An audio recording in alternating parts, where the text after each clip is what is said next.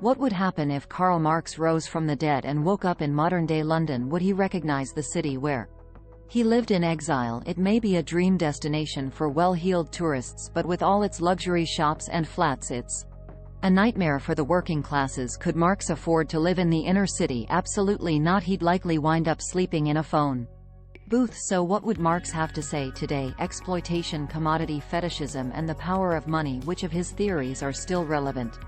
At Piccadilly Circus, I meet Marx researcher Lucia Padilla. She came to London a decade ago to study Marx's writings in the libraries where he once read and conducted research.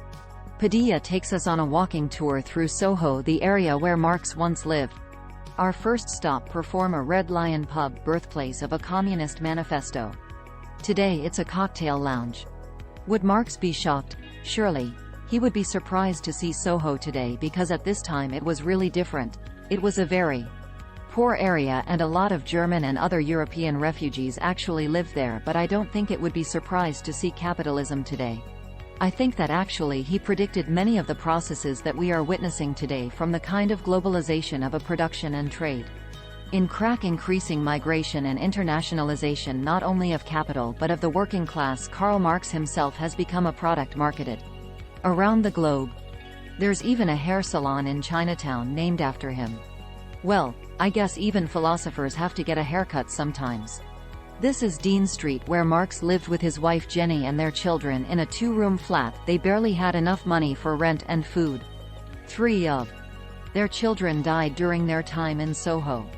Marx knew about the daily struggle for survival in his day. People were literally worked to death in factories. That still happens today in places like China and Bangladesh, but in Europe too.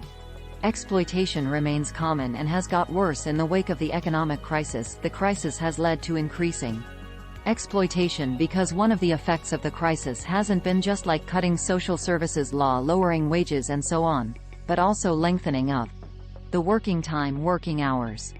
The number of people that work more than 48 hours a week has increased by millions. Yes, after the crisis, when we talk about exploitation, we have to talk about working conditions of Chinese workers and Bangladesh seamstresses. If we look at the struggles of workers at Foxconn in China who protested against the inhuman conditions in the factories, they actually kind of make these relations that are behind our commodities visible. But if we go to an Apple store here, probably people in retail are also low paid and overworked, so the awareness can actually link together people from different parts of the world. I don't think it's something that concerns only countries in the South. I think it's a kind of globalized experience that actually Marx predicted. Lucia Padilla believes in a communist ideal of international solidarity and the power of the collective, but are we really ready to do without, to consume less so others have more from life? I'm on my way to the south of London to meet Nina Power. She's a renowned expert on Marx and a staunch feminist. What would Marx have to say about the gender pay gap and gender inequality? Why are men still paid more than women for the same work? Patriarchy and capitalism are a very happy fit.